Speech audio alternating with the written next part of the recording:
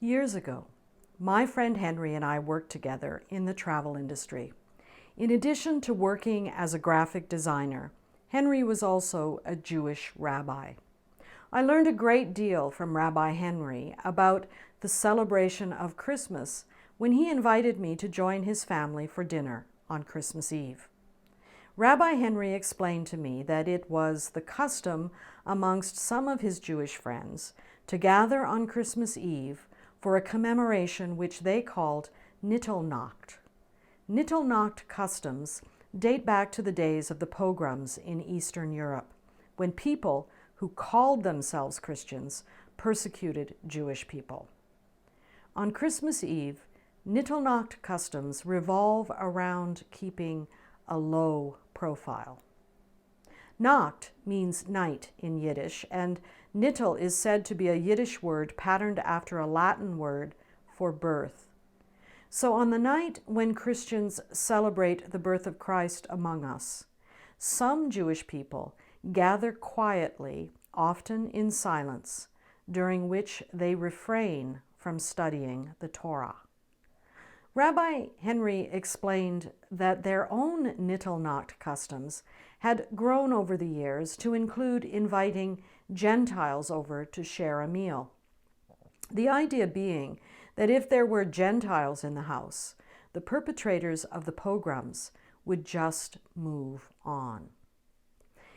Henry told me that he saw Jews and Gentiles breaking bread together as a fitting way to celebrate the birth of Jesus, who lived his life as a faithful Jew and with his life gave birth to Christianity.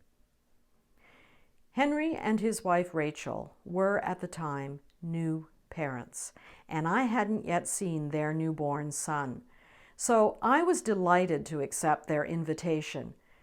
That's how this particular shiksa found herself holding a newborn Jewish baby named Joshua on a Christmas Eve long ago.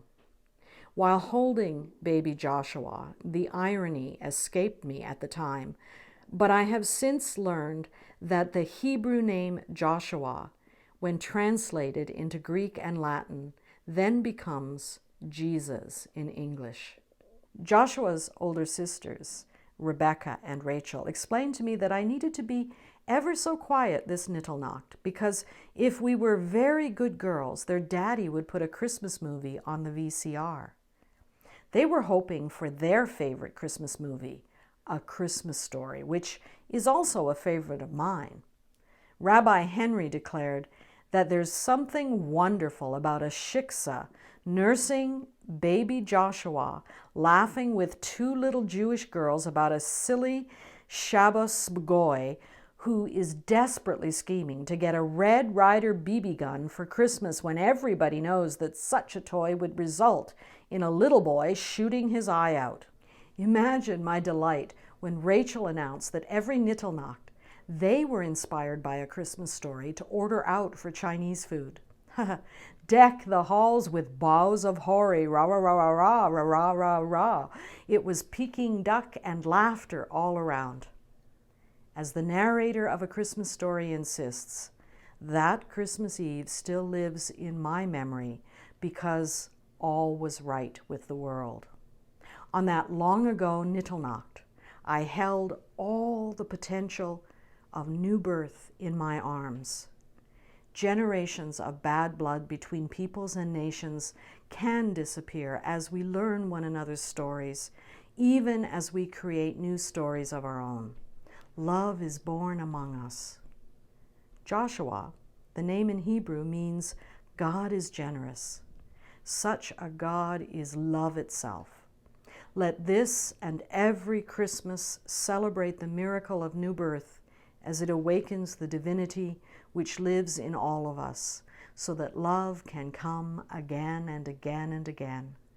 Let the awe and wonder inspired by the newborn laying on the straw open us to the infinite possibilities of love. May the Holy One, who is love, continue to live and move in, with, through, and beyond you and yours during these challenging times. Shalom, dear ones. Shalom. I hope you are enjoying these love stories for Advent and Christmas, which are made possible by the support and encouragement of the progressive community of Holy Cross Lutheran Church. Holy Cross is a small congregation which is progressive in approach and Christ-like in action. The current COVID lockdown has brought with it all sorts of unprecedented challenges. I am very proud to tell you that the people of Holy Cross have risen to those challenges and then some. If you have benefited from their progressive approach to Christianity and would like to ensure that we can bring you more resources in the coming months, please consider making a donation to Holy Cross. You will find a donation page on our website where you will find several ways to make contributions to Holy Cross.